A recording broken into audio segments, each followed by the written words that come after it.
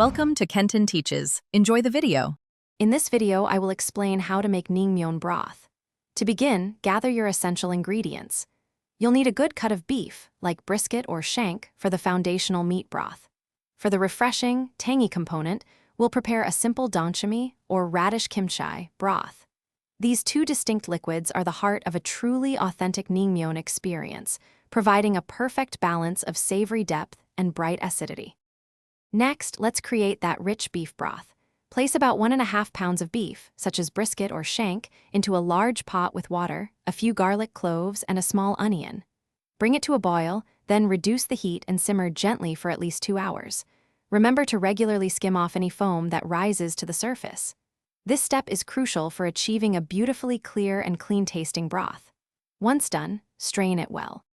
Now for the refreshing danchami broth. Thinly slice about 1 pound of Korean radish and mix it with 2 tablespoons of salt and 1 tablespoon of sugar.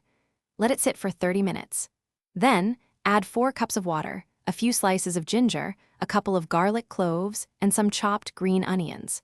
Place it in a jar and allow it to ferment at room temperature for 2 to 3 days. This fermentation develops its signature tangy flavor. Finally, let's bring it all together. Ensure both your beef broth and danchami broth are thoroughly chilled. This is key for naengmyeon. Mix them in a 1-to-1 ratio, or adjust to your preference for more savory or tangy notes. Taste and fine-tune the seasoning with a splash of white vinegar and a pinch of sugar if needed. Serve this perfectly balanced, icy-cold broth over your noodles for an authentic and incredibly refreshing meal.